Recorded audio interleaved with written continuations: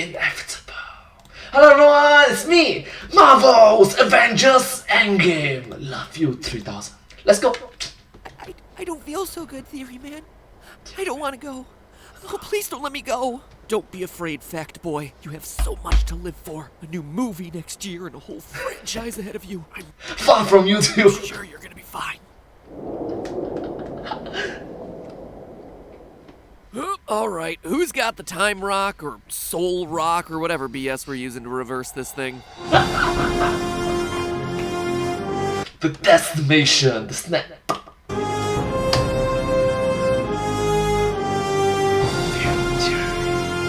Hello, Internet. Welcome to Film Theory. Hello Internet, welcome to Film Theory. Hello. Where you don't have to worry about our predictions spoiling the movie because they're always so very, very wrong. So Avengers Endgame is coming out real soon. Well, this video came out 2 years ago. Right now it's in the year 2021. This video came out in the year 2019, so Sooner than I expected, actually. Was it just me or did the wait for this thing go by super fast? I suppose it helps when you have 6 other major superhero movie releases crammed into the year that we spent waiting. Anyway, we all know how this is gonna go, right? Classic Avengers assemble one last time with the help of some new friends. They train, they suit up, they hop through the time portals in the quantum realm a bit, and ultimately end up fighting Thanos. Ant-Man crawls up his butt, expands, bada bing bada boom, purple Shrek is defeated. Oh look, we found ourselves some shiny stones. Let's turn back time and or find dead people trapped in the orange one. Yay, everyone's back together, except for those that we lost along the way. Let's scatter and or destroy these things. Roll credits. Oh hey, Spider-Man will return in literally 3 months. Where's my paycheck, Disney? This sort of excellent screenwriting deserves some credit. But all joking aside, I hope it's good. I think part of it's surprising that he gets so much. Well, yeah. A bit wrong, but He's yeah. a bit nervous just because we all know that so many of these characters are coming back, and anytime you open up a world to time vortexes and then also time stones that are so overpowered and have the ability to rewrite everything that came before, I just worry that it'll cheapen the story. I'm Ice cream for all. all aboard for time-traveling hijinks. It's just, when these movies are so rooted in reality for so much of the time, once you start introducing multiple devices that can retcon everything that came before, it becomes too easy. It starts to feel like nothing may really matter. Or maybe like TVA. Yes. In Loki, the TVA. Cons are kinda lame sometimes, which is why today I want to focus on the deaths that'll be permanent. Sure, lots of the snapping victims are gonna come back to life, but who in the main cast is gonna stay dead at the end of Endgame? The original 6. Most fans, myself included, consider it incredibly likely that at least one of our favorite heroes won't be going on to Phase 4, but I wasn't gonna take consider it incredibly likely for an answer. So Well, spoilers ahead first. There's gonna be spoilers ahead. I can't stop myself. I'm like, it came out 2 years ago. Like, more than 2 years ago. It's gonna be 3 years soon. So yeah, if you have not watched it, do watch it. I watched it multiple times. Hundreds of times actually, but still. Anyways, I noticed that the original 6, right, after the battle, they didn't leave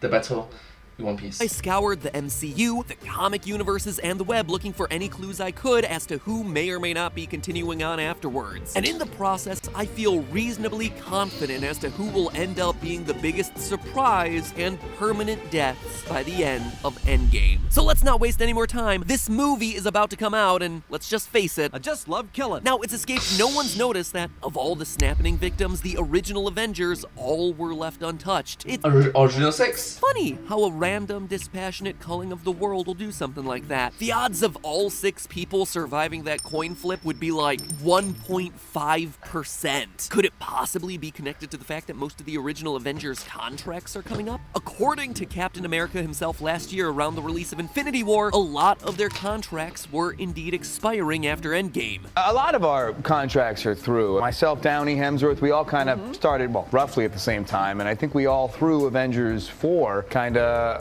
wrap it up. I don't know what's next. By 2019, that's it. With so True. One is Old Man Steve. The other one is I am Iron Man.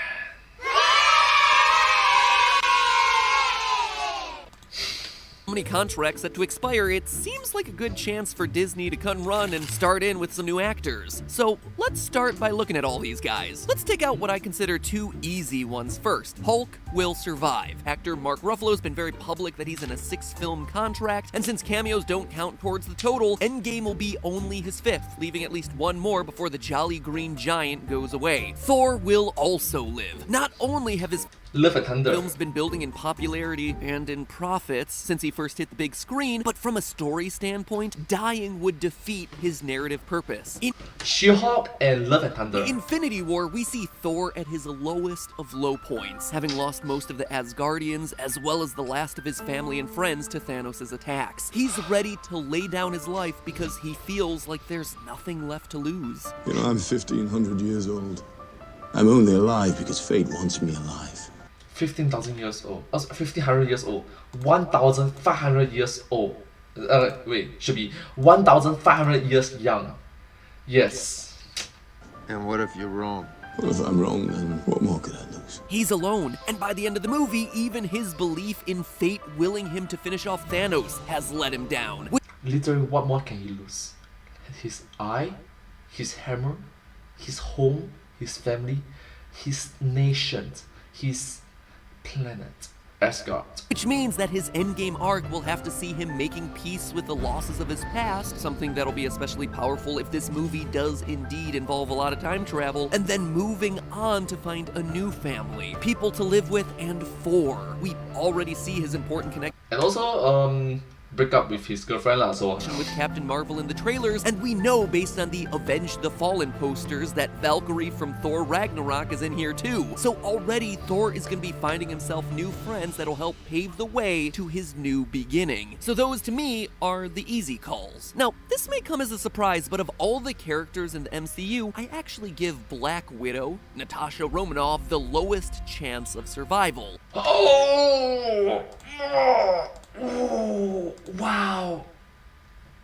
The accuracy is... Oh. Now, some of you might be screaming at the screen already, how can you say that Black Widow is gonna die when we know that there's a Black Widow movie coming out? Well, according to MCU Cosmic and that hashtag show, the Black Widow movie is confirmed Prequel. to be a prequel set in the late 90s and early 2000s. And if the Black Widow solo project is gonna be a prequel, well then that leaves Natasha's fate totally up in the air. Plus, I'm sure if Black Widow ultimately has a huge hero moment in Endgame, it finally gets her the recognition that she's been lacking as a part of this team, thereby making her solo outing a much better bet and much more exciting for audiences to seek out and subscribe to Disney Plus in order to see. Yay, consuming media in 2019.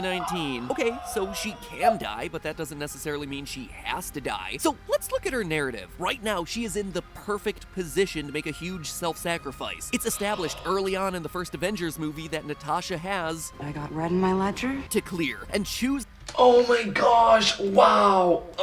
That's super accurate. to sacrifice yourself to save half the universe would certainly do that. She She would did! also need to sacrifice herself for a purpose that no one else is able to fill. I mean, she describes herself as someone with Wait, she didn't save herself, she didn't sacrifice herself for half the universe. She sacrificed herself to bring back half the universe. I have a very specific skill set. but most of those skills aren't particularly Technically speaking, bring back and save is different, right? Because they already died. They already snapped away. So they can't be saved. You can bring back the fallen. Something like that. really helpful when you're surrounded by gods and tech geniuses. So what does Black Widow have that's different than all the rest? Alive. Well, she has a relationship with Bruce Banner. Think about this. Black Widow and Bruce Banner's connection comes out of nowhere in Age of Ultron. What are you doing? I'm running with you. She's the only person who's able to control the appearance of the Hulk. I adore you, but I need the other guy. And while it's established in Age of Ultron, it doesn't go away in future movies either. In Ragnarok, Black Widow's Quinjet recording reminds the audience of their relationship. Clearly, this out-of-nowhere love connection should be leading to a payoff somewhere, and what do we see in Infinity War? Bruce struggling to unleash the Hulk. Another plotline that seems pretty random. Random until you consider the one thing that could get Bruce to lose his cool, losing Natasha. She dies, which causes Bruce to Hulk out once again in time for yet another round against Thanos. And this idea isn't just coming out of nowhere either. Marvel likes to test out ideas for the MCU in their comics first, and in Secret Empire number 7, Natasha makes the ultimate sacrifice to prevent Miles Morales from fulfilling a prophecy of killing Captain America. Now, obviously, that's a completely different scenario, but what's important here is that Black Widow has shown that she's willing to sacrifice herself to stop the worst possible timelines from playing out. So based on all of that, I'd say she's dead, living on in that paywall-gated prequel heaven known as Disney+. Oh! Wow! That transition is quite accurate, but... Cap. Well, he hasn't been all that good at keeping secrets. In October, Captain America actor Chris Evans tweeted, quote, "Officially wrapped on Avengers 4. It was an emotional day to say the least. Playing this role over the last 8 years has been an honor. Thank you for the memories. Eternally grateful." End quote. If that doesn't sound like a final farewell to the character, well, I don't know what does. He didn't die.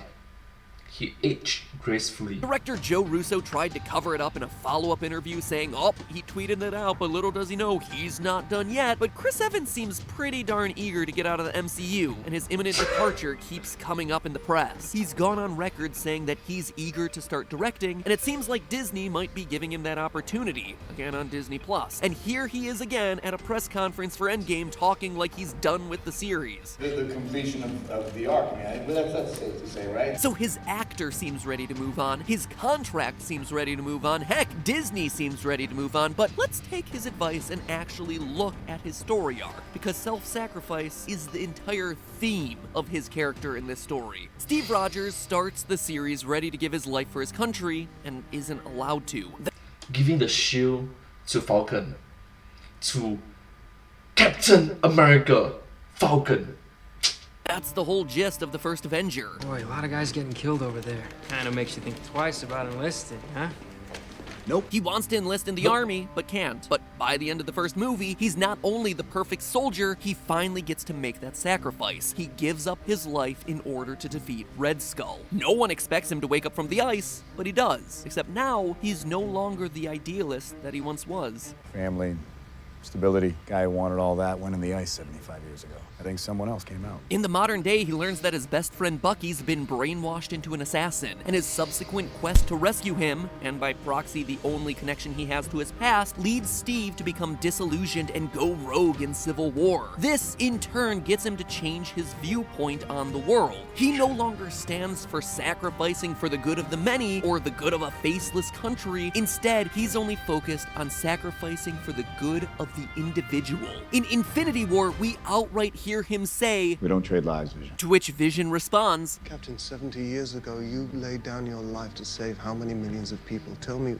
why is this any different? it's not any different. Don't try to outlogic a supercomputer powered by a magic stone there, Cap. But Cap... A supercomputer with a magic stone. Yeah, true.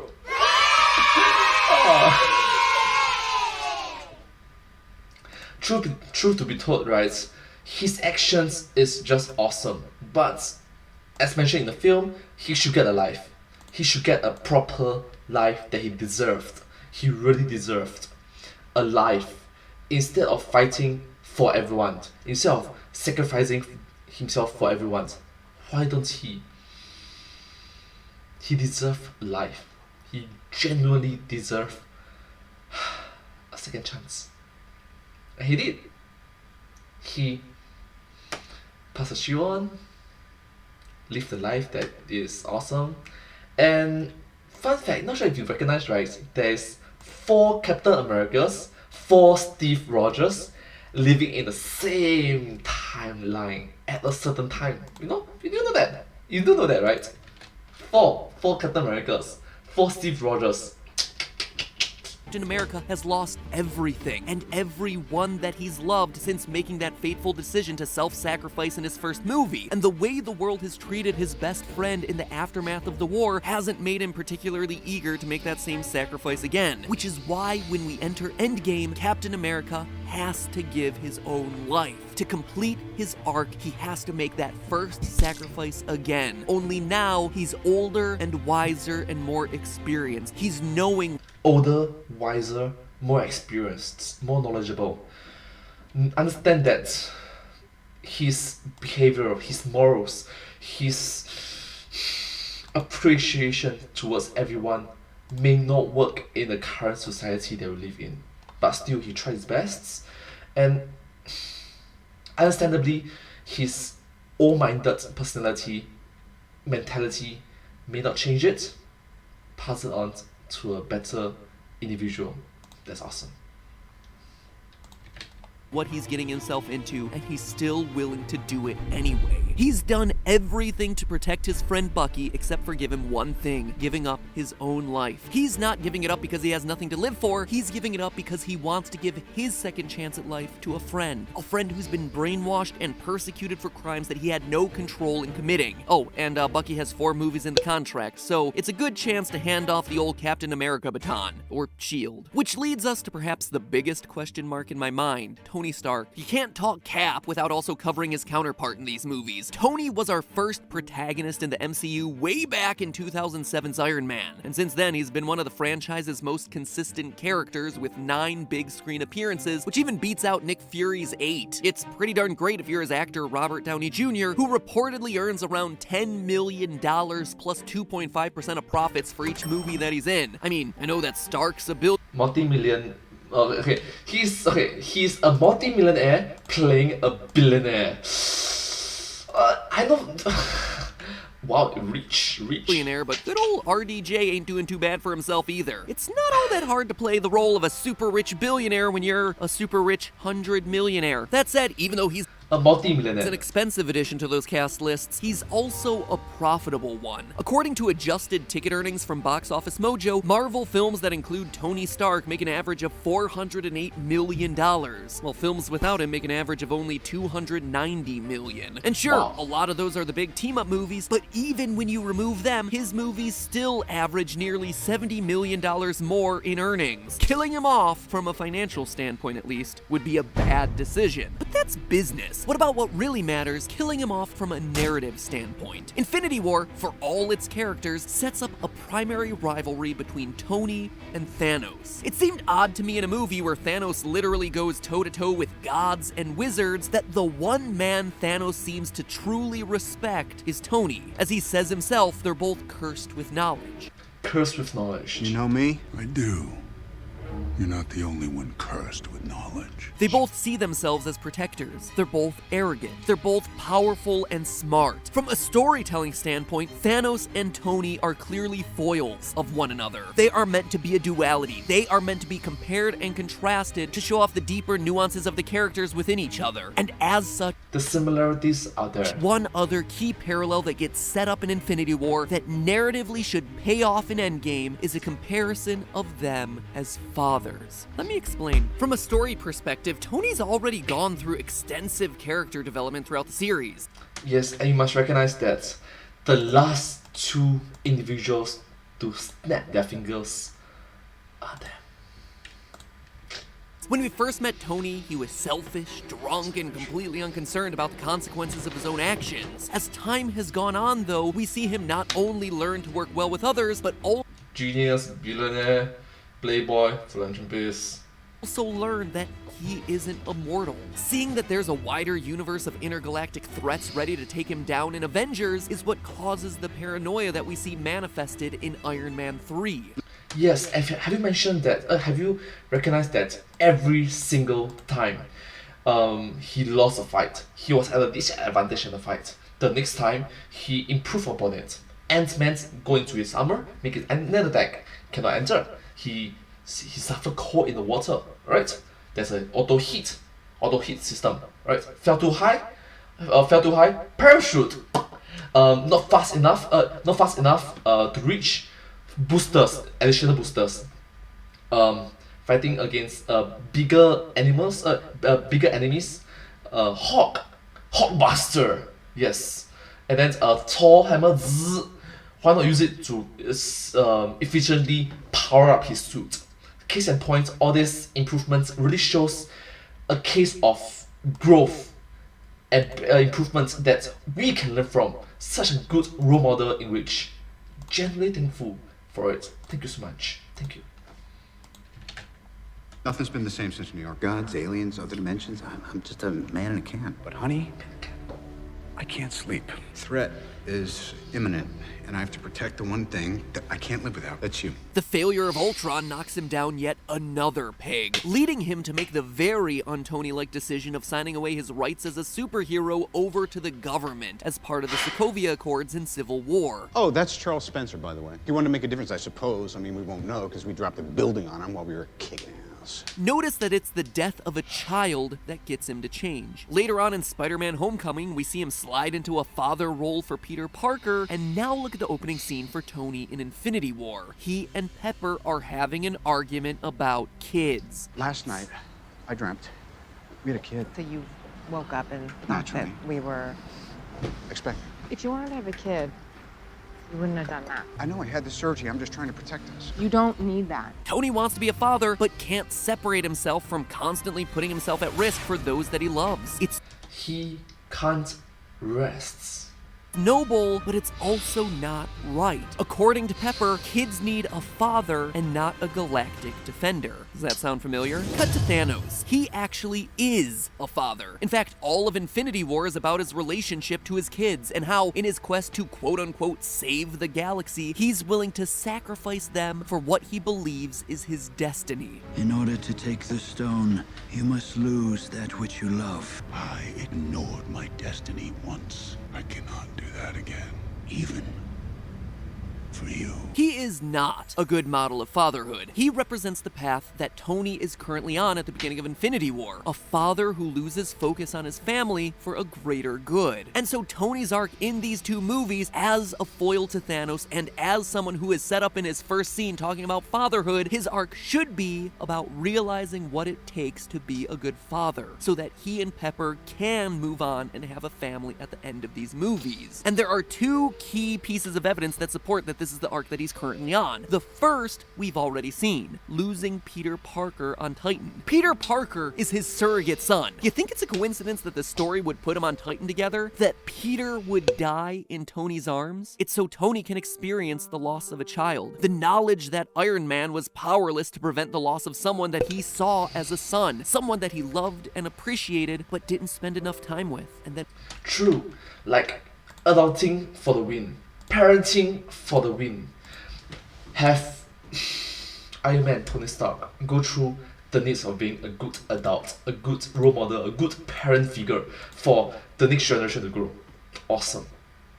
Go through his struggles as being an adult, seeing his pain and his growth, he overcome this so that we can learn from it. Similarly, for the new Spider-Man movie they just came out recently, I'm really just thankful that Peter Parker, even though May died, but he learned, he grew, and he recognized the most important thing is to look forward for the benefits, for the growth for everyone. was just gone. But notice the only other person left on Titan with him, Nebula. She will be Tony's second main turning point. Not only will her robot parts be useful in getting the two back to Earth, but as the abused daughter of Thanos, she'll be able to show Tony what it's like to be the child of a man who is bent on defending the galaxy. So in order to complete his arc, Tony has to survive. He has to become a father. He has to learn from Thanos' mistakes and realize that you don't have to be a literal hero to be a superhero to your family. As such, he'll give up being Iron Man, but live on to help, supervise, whatever. In the end, he'll finally be able to fulfill the wish from the end of Age of Ultron. Even in his death, he's still helping Spider-Man to grow. It's time for me to tap out. Maybe I should take a page out of Barton's book. Build Pepper a farm, hope nobody blows it up. The simple life. So, there you have it. As far as smaller deaths, I think that Nebula and War Machine actually have a good chance of biting the dust, but that's just a gut feeling. Will I be right? Will I be wrong? Well, technically speaking, she did die, but not her. It's a different her. Get it? I mean, this video came out, the movie came out 2 years ago, so if you have not watched it for the past 2 years, a bit weird, don't you think so? Who do you have bets on It's gonna be 3 years soon though. dying during the end game? Place your bets down in the comments and then come back to brag about how you got everything right next week when the movie actually premieres. Pro tip, you can just edit your comment to make it look like you were right all along. Unfortunately for me though, this video lives on and can't be edited, so when I'm wrong, I'm really wrong. And I'm wrong forever, which kinda sucks. But also, that's why I always remind you, it's just a theory. A film! I thought the memes usually came after the movie. We can't afford to wait that long. Theory. And cut. Wow. That's long. Oh, Dusted! Oh my gosh, this is just amazing. And just glad that this is such a blockbusting movie. Just amazing movie. More than $1 billion. Just awesome. And also, in regards to it, I'm just glad that Iron Man was such a good role figure towards Spider-Man in which he can grow and overcome his own challenges in the future when he was being exposed, when his family members, his friends died, when you have to experience the same pain that other superheroes go through. But in this case, he have other friends with web swinging abilities. Anyways, if you do like this video, please remember to like, share and subscribe to my channel and comment down below if you have anything to share with us. Don't forget to follow my channel and sincerely appreciate all of her support and encouragement for the work. Thank you all so much and I hope to see you all in my next video. But hey, that's just a theory, a film theory, and cut!